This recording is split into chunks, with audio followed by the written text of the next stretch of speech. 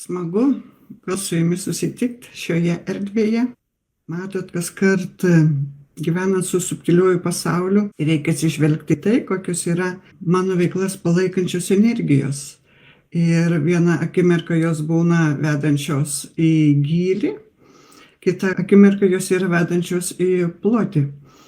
Tai šiandieną pradedu kaip anksčiau, kai būdavo susitikimus šioje grupėje, tik dar nežinau tiksliai, ar tai bus labiau pokalbiai, ar tai vis tik įeis į tam tikras patyriminės meditacijas. Visa ko mokytojai man nėra pasakę, matysim eigoje. Šiandieną labiausiai norisi pradėti nuo požiūrio į kintančią realybę. Į tai, kad toje realybėje iš tikrųjų jau kinta dėsniai, kinta sąlygos tam tikros, kinta pozicijos.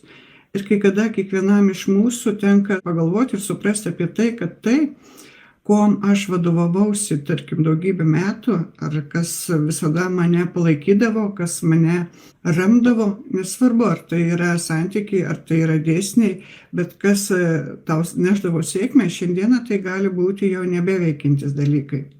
Tai, kas anksčiau tau sukeldavo, tarkim, pilnatvės jausmą, pasimėgavimą, šiandieną tai gali nebeveikti taip gerai. Kas sukurdavo prasmę, veiklų prasmę, gyvenimo prasmę, šiandieną ir vėl galite jaustis, kad yra kažkas kitaip, negu būdavo anksčiau. Ir nėra taip smagu ir lengva, kada atrodo neberandi teisingos pozicijos savo gyvenime. Kada mėgini vieną dalyką, kas buvo įprasta ir veikdavo kitus dalykus ir atrodo kažkaip atsimušė į sieną, kažkas nesigauna.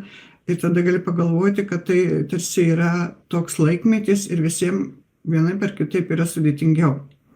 Iš tikrųjų taip, tai yra toks laikmetis, bet tai yra virsmo laikmetis. Tai yra, kada kinta realybės dažnis ir toje realybėje skleidžiasi nauji dėsniai, naujos energijos, nauja ta pati prasmė nauja ir visame tame iš tikrųjų yra atgarsis ir mūsų viduje, mūsų sąmonės struktūroje, mūsų savybėse, mūsų vertybėse, mūsų pasirinkimuose. Ir stebėdami tai, kaip atrodo tai, kas anksčiau buvo, kad neveikia, reikia atsiminti, kad veiktų, mes turime pirmiausia atsigręžti į save ir pasižiūrėti iš tikrųjų, kaip aš šiandieną galėčiau truputėlį kitaip elgtis, kaip aš šiandieną galėčiau išskleisti kitas savo savybės, savo pasirinkimus, savo svajones. Tarkime, toje kintančioje realybėje gali kilti klausimas, o kaip man reikėtų elgtis. Ir vėl, čia nežiūrint į tai, ar čia yra susijęta su verslu, ar su santykiais, ar su saviugda, visados mes turime atsakymą savyje, savo viduje. Jis gali būti labai nedrąsus, labai toks akimirką išsiskleidžiantis, kaip ir gali visą ką suprasti, suvokti apie ką tai yra, kitą akimirką tu tarsi visą tai paneigi, tai tau atrodo netikra, galbūt per daug drąsu, o gal yra tiesiog, kad tu manai, kad tai yra ne tau skirta idėja, kad ne pagal tavo gebėjimus. Bet esmė tame, kad jeigu tavyje kyla ta idėja, ta mintis, vadinasi, tavyje yra viskas, kad tai galėtum realizuoti. Ir tik nekintantis protas, nekintantis įgūdžiai, jie sukuria iliuziją, kad tu to gali nepadaryti, kad tu to gali nemokėti, arba tai yra ne tau skirta, tai yra per drąsu, tarkim, tau. Tada aš šioje vietoje vėl noriu akcentuoti, kad jeigu kilo mintis tavyje, vadinasi, tavo vidinėje struktūroje yra visa kas, kad tai galėtum atlikti. Kuom pasižymi ta mūsų naujoji realybė? Tuom, kad įkrovos ateina iš ateities energijų, o ne iš praeities. Ką tai reiškia? Tai yra, kada mes savo kasdienybėje, ką nors kurdami, darydami, mes pagalvojam apie tai, ką aš moku arba išmokau, ką aš gebu ir tuo remdamėsi darau. Bet iš principo tai buvo ankstesnė realybė, ankstesnė pozicijai. Dabar mumise iš tikrųjų yra akimirka, kada skleidžiasi labai daug naujo potencialo, naujų gebėjimų. Ir tai yra įkrovos iš ateities. Jeigu atėjo akimirka žinojimo, kad aš tai galiu padaryti, vadinasi, manyje yra ir gebėjimas, ir galimybės tai padaryti. Ir tik darant, visos tos formos, kaip tai daryti, atsiskleidžia. Tik darant. Todėl ir aš šiandieną pradėjau nuo tos akimirkos, kad pradedu pokalbį su jumis, bet dar nežinau, apie ką eis kiti mūsų susitikimai. Nes tik darant išaiškėja, į kurią poziciją labiau yra nukreipiamas dėmesys, kur labiau susitelkia energijos, kur didesnis yra, tarkime, kūrybinis našumas. Taip ir jūs, kada jaučiate savo viduje, kada gimsta idėja, žinokite, kad ją palaiko ateities energijos. O tai reiškia, kad tą akimirką tu gali neturėti gebėjimų, tu gali nežinoti, kaip tai reikia daryti, tu gali manyti, kad tai yra ne su laikmečiu atėjusios idėjos ir gali jos nerealizuotis. Bet tai yra, kaip aš sakau, labai atsargus savęs vertinimas remiantis senosiomis energijomis.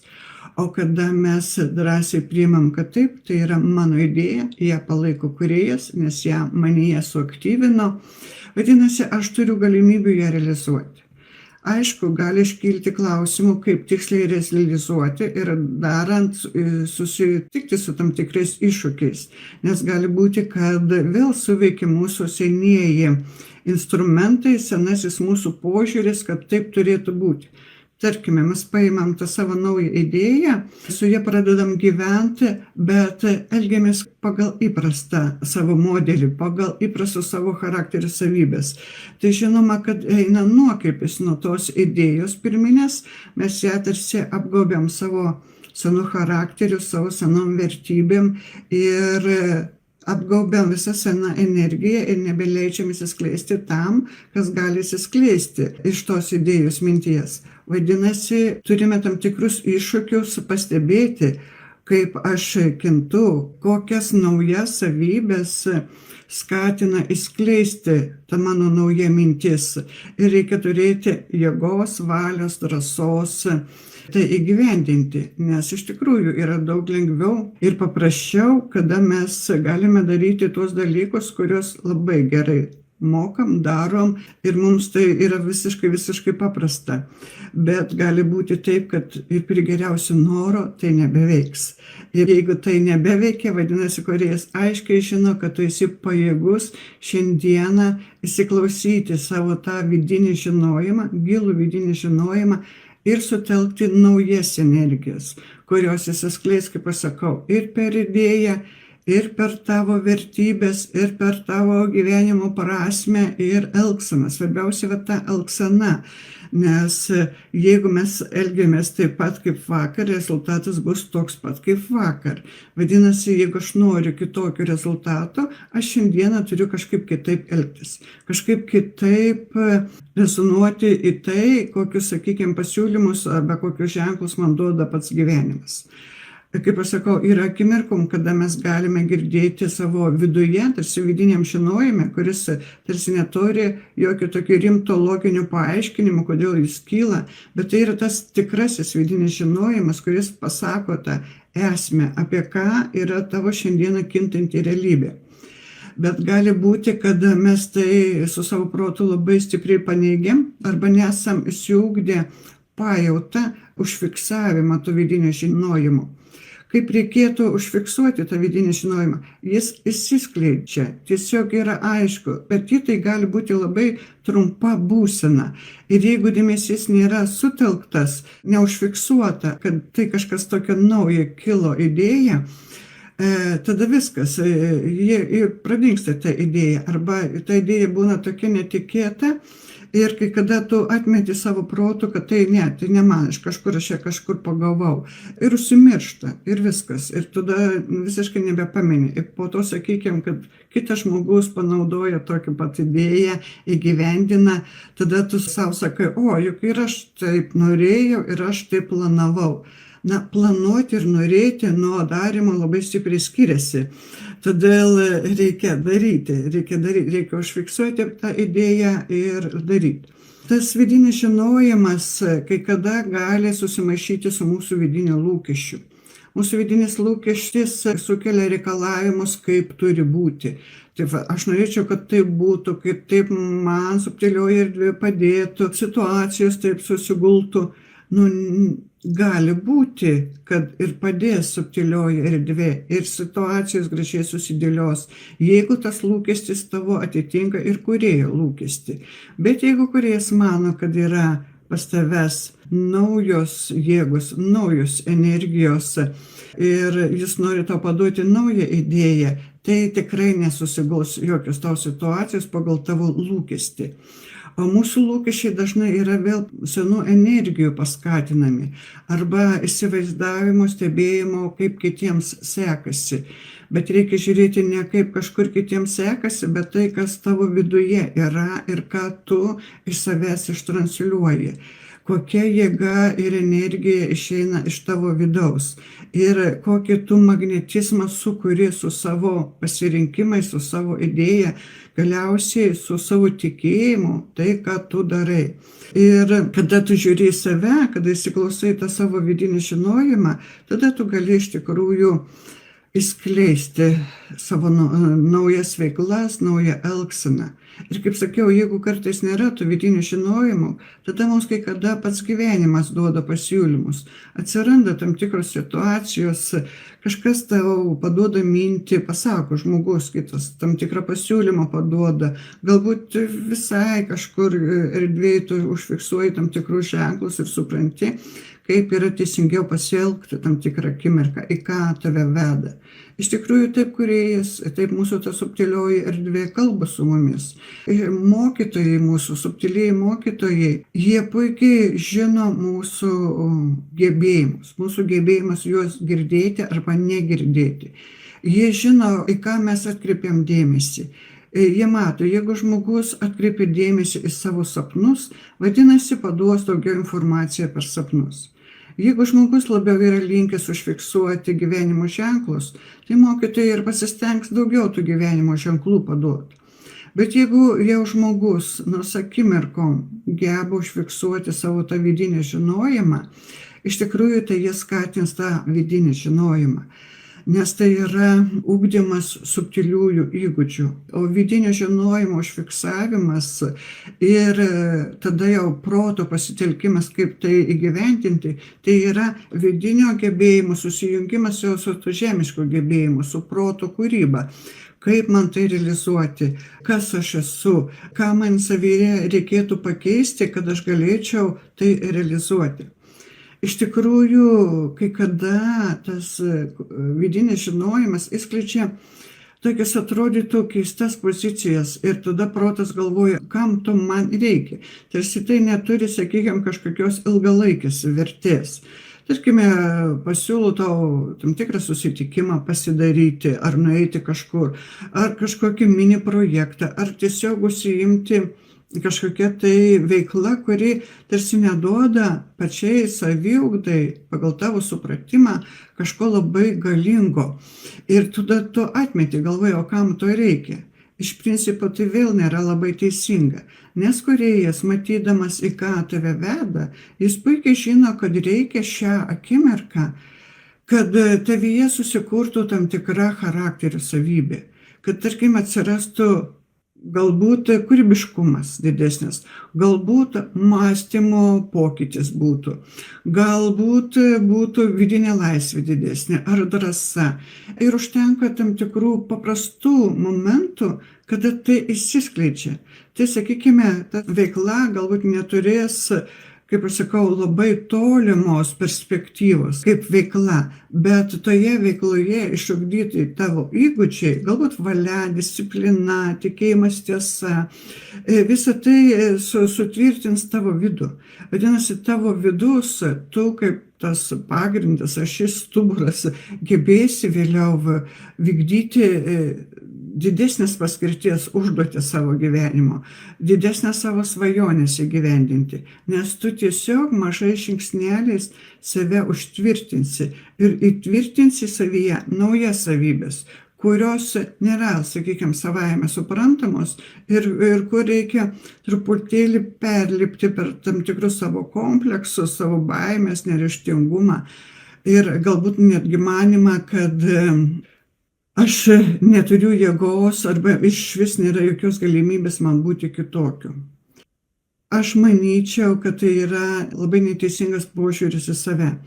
Kad ir koks tu esi, tu gali daryti apsisprendimą, norėti būti kitokiu, norėti gyventi kitokiose sąlygose. Tu darai apsisprendimą.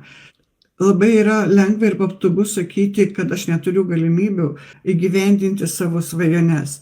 Jeigu svajonės yra normaliai realios, tai mes visada turime galimybę tai įgyvendinti. Ką reiškia normaliai realios? Tai yra tai, kad tu gali pradėti šiandieną įgyvendinti.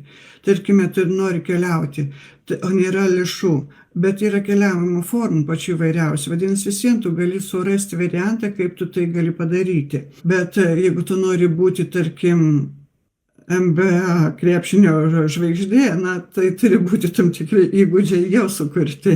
Čia yra ta nelabai reali svajonė, jeigu tu išvis nesižaidęs to krepšinio, jeigu jau tavo kūnas per daugybę metų jau yra taip susiformavęs, kad nebūtų pajėgus niekaip, ne prie geriausios svajonės to įgyvendinti.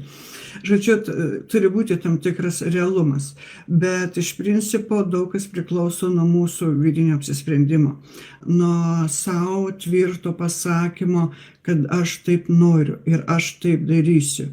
Nes labai daug kartų žmogus galvoja, kad aš noriu, bet nesigauna. Todėl, kad noro nepalaiko tvirtas apsisprendimas, noro nepalaiko valia, disciplina, žinios. Tas, kas yra reikalinga, tarkime, tam tikrai idėjai įgyvendinti. Ir kada mes turime tą norą, tiesiog savo viduje pasidarykim apsisprendimą. Ir nesvarbu vėl apie ką tai yra. Ar tai yra verslas, ar tai yra santykiai, ar tai yra tavo vidinė saviugda. Visur veikia tie patys dėsniai. Ir žodžiu, jeigu aš apsisprendžiu, kad aš tikrai noriu, tarkime, ugdyti savo subtiliuosius gebėjimus, tada ką aš turiu pirmiausia daryti? Pirmiausia pasižiūrėti, apie ką jie yra, kokią informaciją aš žinau, ką aš esu kitose galbūt matęs ir ką aš galėčiau padaryti jau dabar, kad juos aktyvinti. Bet reikia ir vėl žinoti, kad norint aktyvinti, tarkime, subtilų gebėjimą, nepakanka dirbti ties tik vienu tuo, kad tą gebėjimą ugdyti. Turi visą save kaip analizę arba kaip reviziją pasidaryti savyje. Kokia yra tavo motyvacija, kokius tu kuri santykius su žmonėm, ar yra tyrumas, ar yra apgaulė, ar yra ego didelis pasireiškimas, ar yra dar kažkokios neigiamos savybės, kurios jokių būdų tau neleisi skleisti tavo subtiliųjų įgūdžių, kad ir kaip tu techniškai tai mėgintum daryti. Tai aš noriu dar kartą pasakyti ir apie pačią realybę, kuri yra kintanti. Ji apima mūsų visą. Tai ir vadinasi mūsų būseną, mūsų pasirinkimus, mūsų vertybės, elgseną. Neįmanoma taip yra, kad aš noriu gero rezultato, būdamas pats negeru. Čia šioje vietoje jau nebeveikia tie dėsniai, kur anksčiau būdavo užtekdavo jėgos, sukelt baimę, kad tu galėtum kažkokius apgaulę pasinaudoti, kad kažkokius rezultatus pasiektum. Galbūt tu pasieksi materialų rezultatą, taip elgdamasis, bet tavo vidinė būsena, pilnatvė, džiugesys, toks širdį užliejantis gerumu, jis nesusikurs. Tu galbūt savo susikursi iliuziją, kad aš turiu apčiuopiamą matomą rezultatą, bet jeigu tavo viduje šalta, nyku ir tau, tarkime, vienam pasilikti yra liūdna ir baisu, vadinasi, tu rezultatą pasiekai neteisingą. Ne tos panaudojai savybės, ne tos dėsnius ir rezultatas nėra tas tikrasis, kuris užpildys papildytų širdį ramuma, mintis kūrybiniu džiugesiu ir kur tu matytum, kaip tavo, tarkime, kūryba neša gražias vibracijas į pačią žemiškai aplinką. Nes tai, kas skleidžiasi, sakykime, kai aš esu vienas ir liūdnas, vadinasi, liūdnumo vibracija įeina į mano gyvenimą. Ir ji kuria tam tikrą realybę pagal tą dažnį. Arba piktumo vibracija. Sakytum, aš neparodau savo piktumo santykiuose kolektyve ar šeimoje, bet pats, tarkim, vairuoju mašiną ir verdu tuo piktumu. Tai tas piktumo vibracija skleidžiasi tavo realybėje. Tau nuolat pritrauksiu tokio pat dažnio situacijas ir kitus žmonės. Ir tada tu klausi, kodėl tik daug yra piktų žmonių aplink. Todėl, kad tai yra tas dažnis, kur tu gyveni toje realybėje. Ir viskas. Tai todėl ir sakau, kad reikia save visumą matyti. Mes galim akimirkom liūdėti, supykti, bet tai mes galim greitai susitvarkyti ir nepalaikyti to ilgai su savo emocija, su savo, tarkime, kažkokios elgsenos momentais. Tada susitvarkom ir vėl viskas harmonizuojasi. Nereiškia, kad mums reikia būti visados su šypsena, kuri ne iš vidaus eina, kuri tarsi truputėlį kaip kaukė tam tikrai yra. Arba manyti, kad jeigu aš tik labai labai gerai elgsiuos, tai dievulis man duos labai labai geras sąlygas. Čia ir vėl gali būti daug klaidingų įsitikinimų, nes kūrėjas pirmiausia nori, kad tu išmintingai naudotum savo laiką šioje realybėje, kad jį naudotum ne vien tik dėl kitų, bet ir dėl savo brendimo, saviugdos, savo galiausiai pasimėgavimo gyvenimo ir savo laiku. Todėl daugybė tokių akimirkų, kur negali būti tam tikrų persistengimų. Ir taip ateina ta realybė nauja, jis skleidžiasi, yra daug sudedamųjų dalių, kaip ji kinta, bet pirmiausia, ką reikia akcentuoti savo, tai turėti lankstumą keistis, nusiimti tam tikras kategoriškas nuostatas, kad yra tik taip. Tarkim, kad yra realybė tik tokia, kad tik tokie dalykai veikia, niekas kitas kitaip neveikia. Veikia tik tavo įsitikinimuose, taip. Ir tik taip tu pats matai tą realybę. Kitas žmogus tą realybę gali visiškai kitaip matyti. Vadinasi, jie gali būti visiškai kitokie. Tu gali pykti, kad jis kažkaip kitaip mato, bet tai naudos nebus, tai yra tavo problema, kad tu pyksti. Kitas žmogus gali tą realybę visiškai kitaip matyti ir gyventi visiškai kitaip savo kitokioje realybėje. Nes jo vidus, jo spinduliuoti vidinę, jis spinduliuoja visai kitokią realybę, tokią, kokią jis norėtų. Ir kodėl aš akcentuoju tą apsisprendimą, nes mes iš savo vidaus spinduliuojam labai daug dalykų. Bet jie kai kada iš tikrųjų neatspindi to, ką mes iš principo norim, o neatspindi todėl, kad mes nesusimastom, ko iš tikrųjų noriu. Nėra vidinio, ramaus, tikslaus apsisprendimo, ko aš noriu. O tas norėti yra visa, ką aš galiu norėti. Aš galiu norėti gerų namų, aš galiu norėti geros mašinos, aš galiu norėti gerų santykių, aš galiu norėti geros kūrybos. Ir viskas tai yra gerai. Ir visame tame, kūrėjas paduos mums palaikymą, jeigu mes priimsim jo kintančias energijas, kintančias jėgas ir save keisim. Ir save keisim ir tada kursim tai, kaip mes norim, taip kaip mes esam apsisprendę. Ir tada visa realybė jau modeliuosis pagal tą vidinį aiškiai išreikštą poziciją. Tarkime, mano pozicija yra aiškiai išreikšta, kad tai yra pažinimas subtiliosios erdvės, pažinimas visų tokių nelabai matomų struktūrų, tarkime, sąmonės struktūrų. Ir mano gyvenimas visuomet tame ir sukasi. Ir aš apsisprendžiau, nes aš to noriu. galėjo mano gyvenimas suktis ir kitaip, bet koks kitoks apsisprendimas iškeltų tam tikrą kitą dažnį. Iš tikrųjų, negaliu atmesti tos idėjas, kad aš tą apsisprendimą padariau pati, tik sugalvojusi vieną akimirką. Ne, mane palietė pirmiausia subtiliai mokytojai ir, tarkime, Maitrėja man parodė iš tikrųjų, kiek tai man pačiai gali būti įdomu ir kiek daug kartų jis mane palaikė, materialiai ir nematerialiai, tam, kad aš tame būčiau. Bet šiandieną tai yra mano apsisprendimas ir aš visai patirdama savo vidinius iššūkius, visai skaitydama, tarkime, ir ženklus, ir vidinį žinojimą, ir ta bendrystė su subtilia erdve, kuri kai kada būna aiški, kai kada nelabai aiški. Bet aš esu tame, nes man tai rezonuoja. Man tai suteikia vidinę pilnatvę, man tai suteikia džiugesį, nes yra naujos žinios, naujas žinojimas, man tai suteikia džiugesį. Ir yra, žinoma, aplinkui santykiai, tie, kurie mane taip pat džiugina ir tiek, kiek jų reikia. Jeigu manyje būtų kitoks apsisprendimas, galbūt reikėtų kitokių energijų, kitokių pozicijų ir kitokių svajonių ir savybių.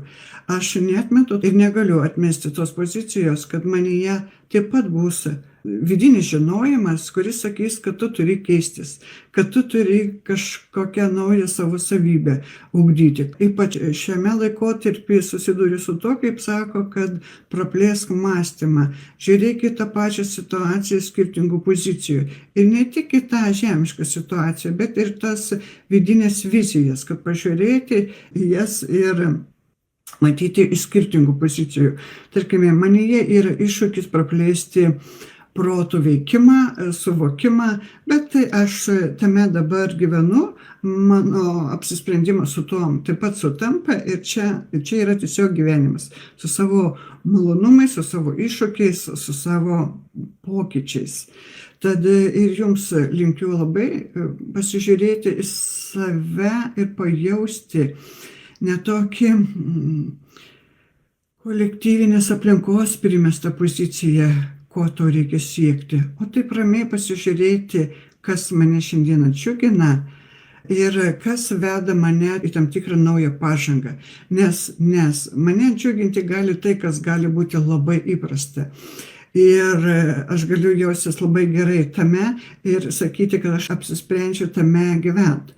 Bet problema tame yra, kad realybė kinta, realybės dažnis kinta ir vis tiek mane paliečia ir paskatina mane integruoti kažką naujo į savo gyvenseną, į savo pasirinkimus, į savo kūrybą, vis tą tokią pažangos akimirką į save.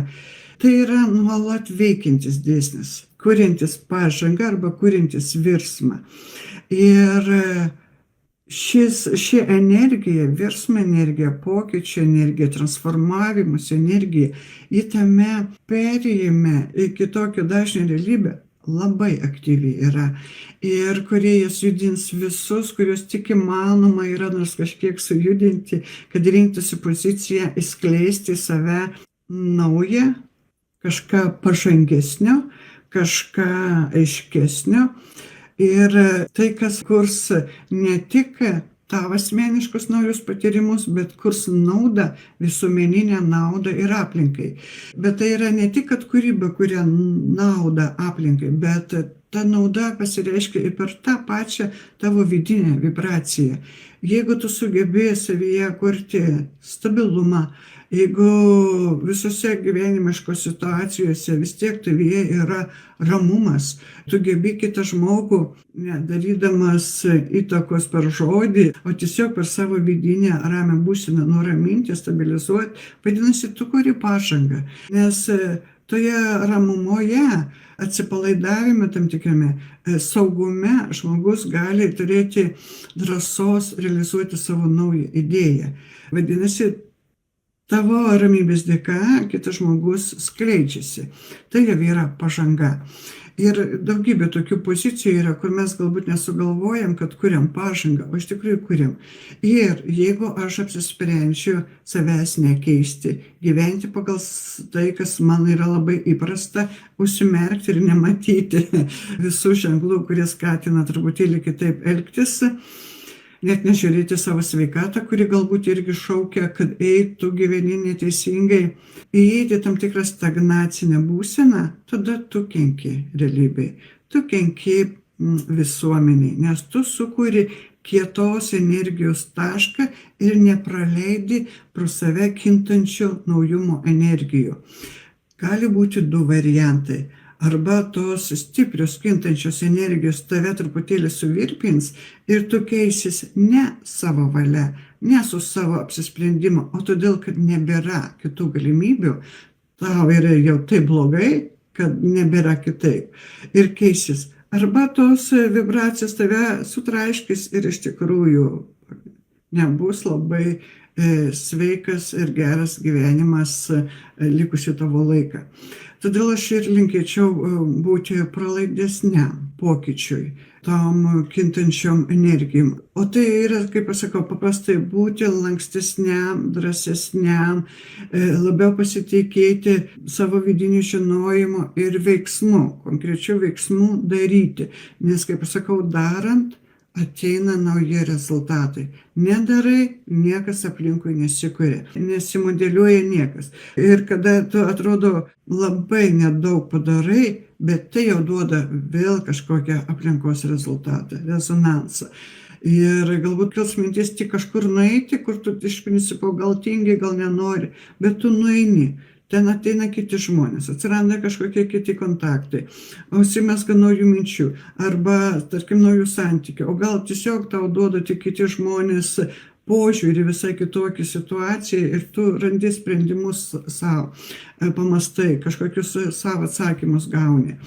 Žodžiu, darant, įsisuka energijos ir lieka tada stebėti, apie ką tai yra. Ir iš tikrųjų, kai kada visam tam reikia tam tikrų žinių. Šiandieną man davė tam tikrą vidinį patyrimą mokytojai, kuris truputėlį mane nustebino, kad vyko prieš susitikimą. Atrodo, galbūt nelabai į temą, bet aš vis tik juo pasidalinsiu. Nes apie ką tai yra? Kada mes kalbamės su subtiliuoju pasauliu, mes laukiam jų žinučių. Bet jie gali mums paduoti žinutes pagal mūsų supratimą ir suvokimą, pagal tai, kaip mes interpretuojam tam tikrą žinutę. Tarkime, kasdienius buitinius dalykus mes aiškiai gerai suprantam ir jeigu mums paduoda žinutę apie tą kasdienybę, viskas yra labai gerai, nes mums tai yra priimtinai suprantama. Bet mokytojai gali norėti, kad tavo sąmonėjimas augtų ir nori paduoti kitokių pobūdžių žinutės, bet tu nemoki perskaityti, nemoki interpretuoti. Tu turi savo viziją, patyrei meditaciją ir tu nesupranti ženklų, apie ką tai yra. Ir tada yra gerai, kada yra žinios.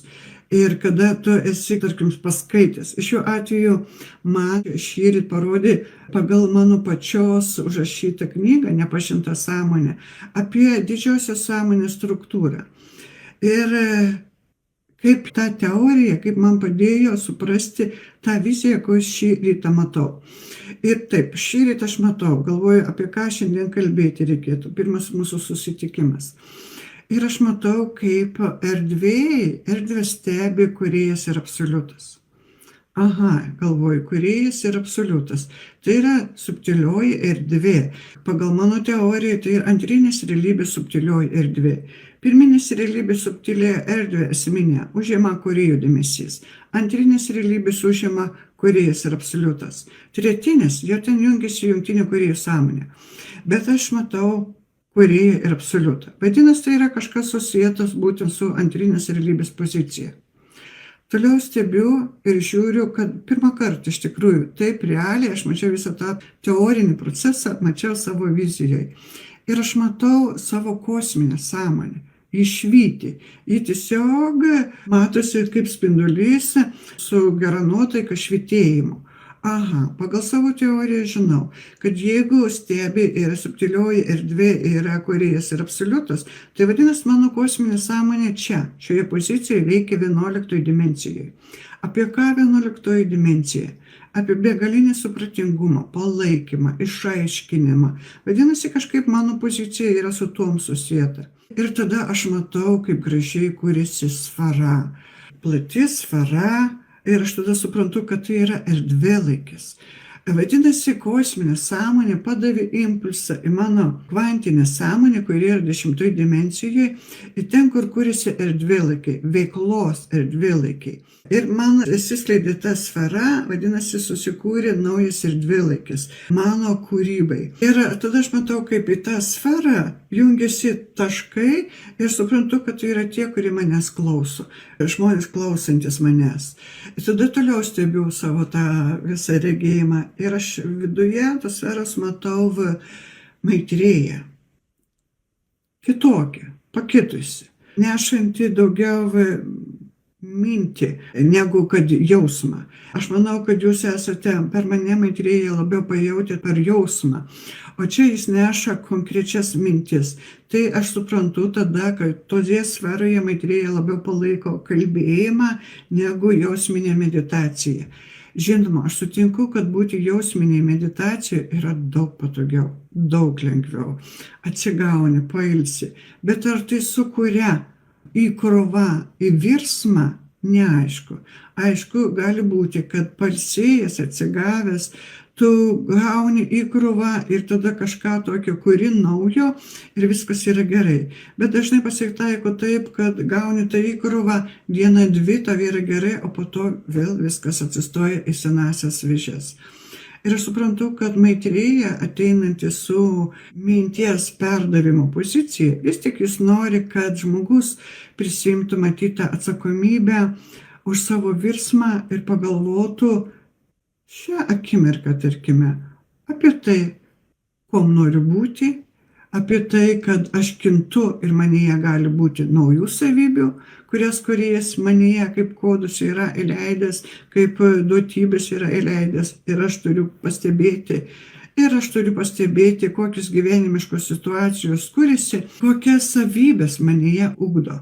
Nes iš tikrųjų gali būti taip, kad, tarkime, kasdienybėje neįskleisi kai kurių savybių. Tarkime, aplinkos žmonės tave visada vienodai reaguoja. Žino, ką tu gali, ko negali, palaiko ar nepalaiko. Ir visą laiką yra visiems skleidžiasi tos pačios tavo savybės.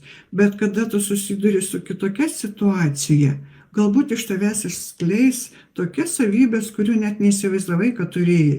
Ir geras savybės, galbūt kūrybinės savybės, gal džiugesio savybės, gal tavo vidinio humorą gražiausiai išskleis. Tu negali žinoti, bet tu gali pastebėti, kodėl veda į tam tikrą, tarkim, situaciją ir kas toje situacijoje naujo pas manęs išsiskleidžia. Ir aš tada fiksuoju. Aha, manyje, tarkime, skleidžiasi drąsa kalbėti. Vadinasi, kūrėjas mane ves kažkur, kur man teks daugiau kalbėti. Galbūt tai yra projektai, o gal tai yra vadovavimas įmoniai, kur tau reikės daugiau kalbėti. Bet mane veda į tai. Tai žodžiu, aš pasistebiu. Vadinasi, man reikia ir pačiam daugiau dėmesio skirti tam, kad aš ugdyčiau tą kalbėjimą. Galbūt man reikia pasižiūrėti, kaip čia tus žemiškus įgūdžius labiau tokius lavinti. Žodžiu, nuolat pasižiūrėti, į ką įveda tave naujoji situacija. Nes jis skatina tave pamatyti tavo naujasias savybės, kurios labai gražiai išsiskleis ir padės kurti tą naują veiklą, naują gyvenimo akimirką, ar naujus pomėgius, naują hobį.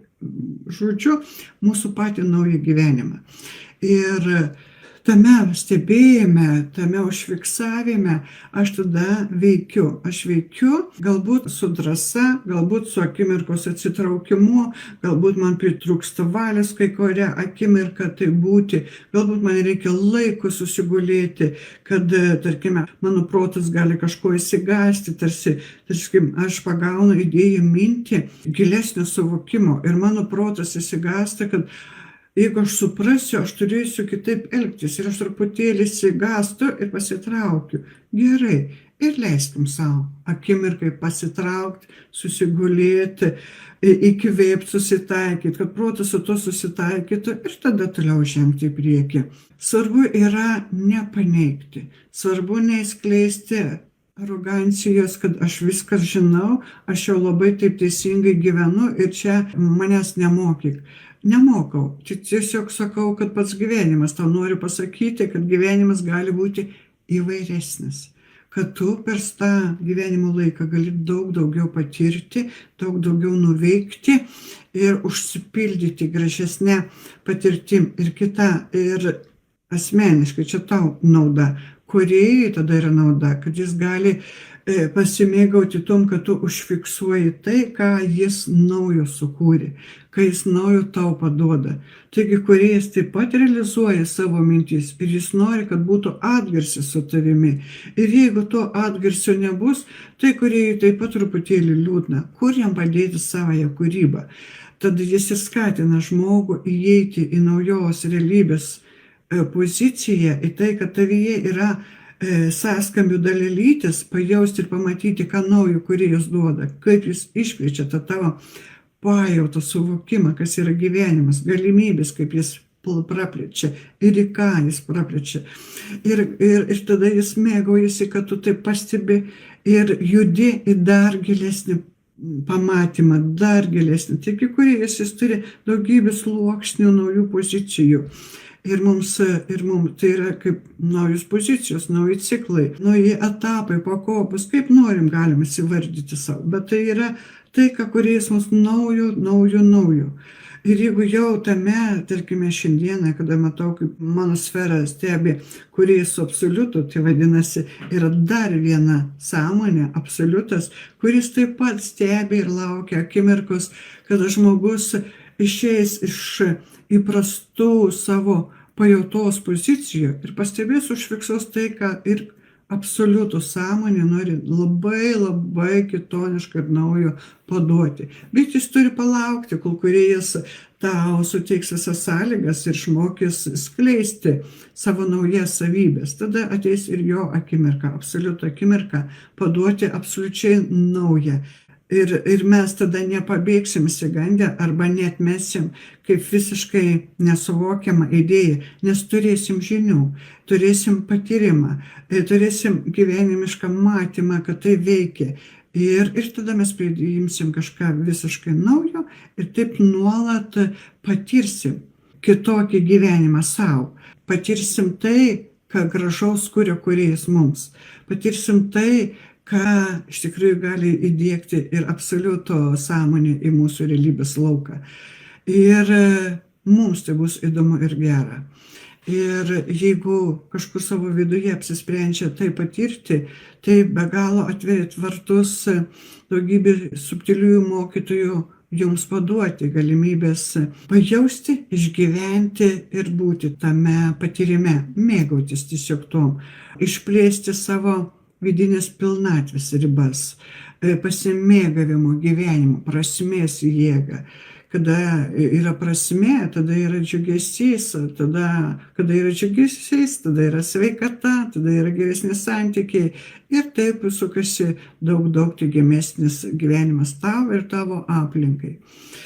Štai taip, manyčiau, šiandienai tikriausiai su visa ta įkrova galėčiau kalbėti visą dieną, bet manau, kad tokia pat įkrova ateis ir po tų 2 savaičių, kada mes vėl susitiksime ir vėl pasikalbėsime. Tad linkiu atkreipti dėmesį į save kintantį, į kintančią savo realybę, į tai, ką naujo įdomaus mums suteikia kūrėjas ir drąsiai į tai pasinerti. Nes kur jau kur, bet kūrėjo glėby mums yra saugiausia gyventi. Tad su meile ir džiaugsmu iki sekančio susitikimo.